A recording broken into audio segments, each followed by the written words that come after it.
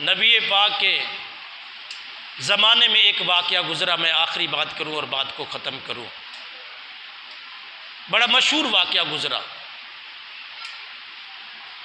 عبداللہ بن ابی، اس عبداللہ کا بیٹا عبداللہ وہ نبی کا غلام بن گیا، صحابی بن گیا، اس کا نام بھی عبداللہ، باپ کا نام بھی عبداللہ۔ اس نے کئی مقام پر دھوکہ دیا، 313 افراد بچ گئے، 1000 کے لگ بھگ کفار سے لڑ رہے ہیں۔ عبداللہ بن ابی منافقت، بظاہر کلمہ پڑھتا ہے، نمازیں پڑھتا ہے، سب کچھ کرتا ہے، توجہ ہے کہ نہیں؟ لیکن منافق ہے۔ آپ کو پتہ نہیں چل سکتا منافق کی پہچان اندر جو اور ہے باہر اور ہے، یا اللہ کو پتہ ہے یا رسول کو پتہ ہے۔ منافقوں نے ایک موقع پہ کہا تھا کہ محمد بن عبداللہ کہتے ہیں کہ جناب مجھے تو اللہ تعالیٰ بتاتا ہے ہر چیز، انہیں تو پتہ نہیں ہے، ہم ان کے اندر ان کے بن کے رہ رہے ہیں، انہیں پتہ نہیں ہے، مال غنیمت بھی ہمیں ملتا ہے، اپنا صحابی بنایا ہوا ہے۔ جب یہ بات میرے آقا تک پہنچی تو اللہ کے نبی مسجد نبی میں تشریف لے گئے اور اللہ کے نبی نے فرمایا اخرج یا فلاں بن فلاں، اخرج یا بڑے مجمع میں میرے آقا نے منبر پر بیٹھ کر فرمایا نکل جا تو بھی منافق، نکل جا تو بھی منافق۔ آج تک میرے آقا نے پردہ پوشی فرمائی، لیکن جب تانا زنی بڑھ گئی، میرے آقا تک یہ خبر پہنچی تو رسول اکرم جو رحمت للعالمین بن کے آئے تھے ان منافقوں کو سزا دی۔ اللہ نے اجازت دی، فرمایا محبوبہ یہ اگر سننا چاہتے ہیں تو پھر ان کو بڑے مجمع میں سنا دے۔ اور اتنے میں عمر بن خطاب آ رہے تھے مسجد باہر سے، تو جو نکل رہے تھے وہ منہ چھپا کے جا رہے تھے کہ عمر بن خطاب کو پتہ نہ چل جائے۔ اور نبی کو بھی پتہ ہے، اللہ کو بھی پتہ ہے، مگر لوگوں ہمیں تو پتہ نہیں نا کہ زہر کون ہے، لیکن ان کے اعمال سے، کرتوتوں سے، گفتگو سے، ان کی زبان سے، ان کی لینگویج سے، ان کے انداز سے پتہ چل جاتا ہے کہ یہ منافق ہے، یہ بے دین ہے، یہ اندر کا کھوٹا ہے جو نبی کی انسلٹ کرے کہ میں مسلمان ہوں، میں کلمہ گو ہوں، دین مجھے سمجھ آیا ہے۔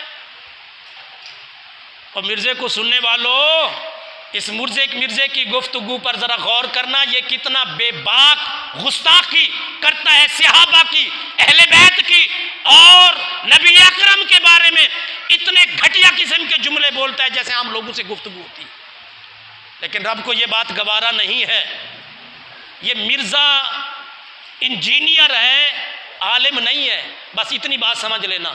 اگر دین سیکھنا ہے تو کسی عالم سے سیکھنا، انجینئر سے نہ سیکھنا۔ انجینئر تو کوئی مکان وغیرہ، تعمیر وغیرہ دوسرے کاموں کی بات تو کر سکتا ہے، مگر دین کی بات نہیں کر سکتا۔ ہم لوگوں کا عجیب رویہ ہے، ہم عالم کو چھوڑ کر انجینئر کے پیچھے دوڑیں گے کہ جناب ہمیں دین سکھائیے۔ لوہار کی دکان پر ہم جناب میڈیسن لینے جاتے ہیں، اور میڈیسن کی دکان پر ہم لوہے کا سامان لینے جاتے ہیں۔ ہم عقل مند شامل نہیں ہوں گے، شمار نہیں ہوں گے۔ وہ خود کو عالم لکھنا تو گوارا نہیں نہ ہے، مگر وہ ایک مرزا ہے بھائی، وہ ایک انجینئر ہے بھائی، عالم نہیں ہے۔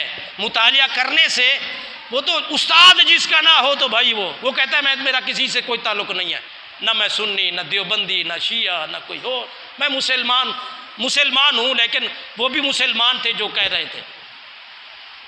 عبداللہ بن ابی نے منافقت کی، یہ سردار تھا، میں ہسٹری میں نہیں جانا چاہتا، لیکن جب یہ حضرت عباس قید ہو کر آئے تھے نا غزوہ بدر کے موقع پر، آپ بڑے قد والے تھے، قد کاٹ تھا، ننگے بدن تھے۔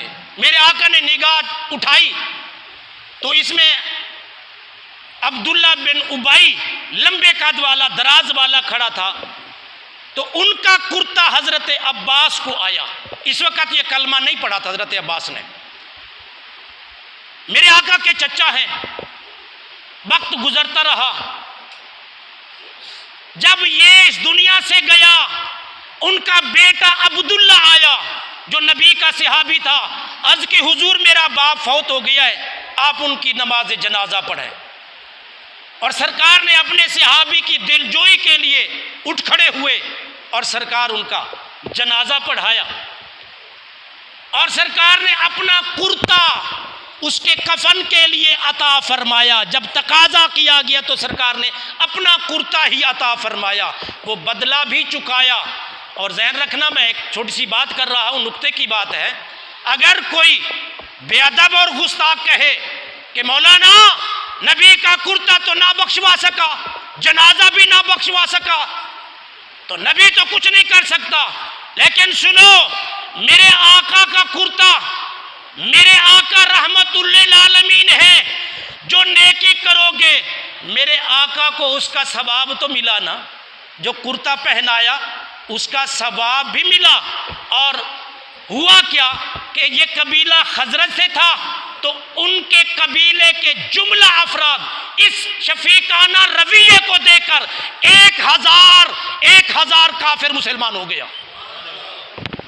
کہتے ہیں جی نبی کا کرتے نے کچھ نہیں کیا۔ عبداللہ بن ابی ساری زندگی منافقت کی، نبی کو دھوکہ دیتا رہا، اس کو میرے نبی کا کرتا فائدہ نہیں دیا، اور نہ ہی اس لیے دیا گیا کہ اس کو فائدہ پہنچائے، میرے نبی نے وہ بدلہ اتارا جو ان کے چچا کو کرتا دیا۔ پھر علماء نے فرمایا اس کرتے کا راز بھی یہ تھا، بغیر کسی محنت کے اس کرتے کی کرامت کا عالم یہ ہوا کہ جیسے کرتا پہنایا گیا، جنازے کے بعد، ان کے دفن کے بعد اس قوم نے سر جوڑ لیا کہ وہ کریم نبی کے جس کی ساری زندگی اس بندے نے مخالفت کی ہو، چھپ کر اور نقصان پہنچایا، ہر موقع پر دھوکہ دیتا رہا، اس نبی نے تو اپنا کرتا بھی دے دیا، جنازہ بھی پڑھا دیا۔ اللہ نے قرآن میں ارشاد فرمایا، اللہ نے فرمایا استغفر لهم او لا تستغفر لهم ان تستغفر لهم 70 مرہ۔ اللہ نے فرمایا محبوب استغفر لهم، بخشش طلب کرو ان کے لیے۔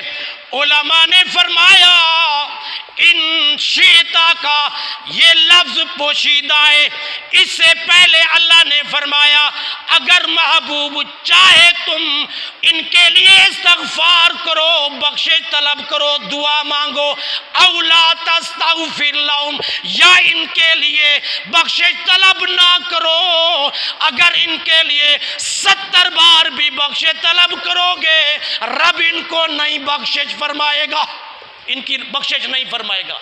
علماء نے فرمایا میرے نبی کو رب نے اجازت دی، فرمایا محبوب اگر چاہیں تو دعا کر لیں، چاہے تو دعا کر لیں، ایک راز ہے، دعا کرا دے تیری مرضی، تجھے اجازت ہے، تمہیں میں نے رحیم و کریم بنایا ہے، مگر میں رب کی غیرت بھی ہے، میں رب کی غیرت بھی ہے۔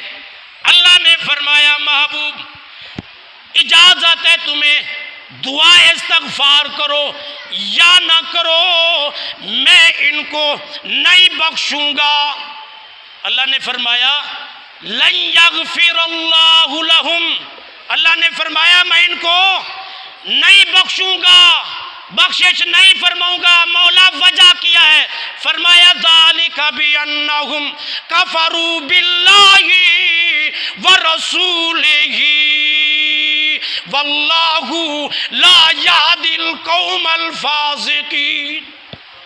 اللہ نے فرمایا ان کی وجہ یہ ہے اس نے اللہ رسول کا انکار کیا ہے، اللہ رسول کا انکار۔ اللہ فرما دیتا میرا محبوب اس نے اللہ کو نہیں مانا، نہیں، فرمایا محبوب آپ کی تو انسلٹ کی ہے نا، آپ کو بھی نہیں مانا، مجھے بھی نہیں مانا، اور دوسرا معنی یہ ہے سیاق و سباق اس کے پیچھے صحابہ کا انکار۔ عبداللہ بن ابی نے بھی تسلیم کیا کہ میرے آقا کی بات کا انکار کرتا، یہ کیا ہے، ڈھنگوسلہ ہے، یہ صحابہ کی شان ہے، اللہ ان سے راضی اور وہ اللہ سے راضی، یہ اس قسم کی باتوں پر وہ اعتراض کرتا۔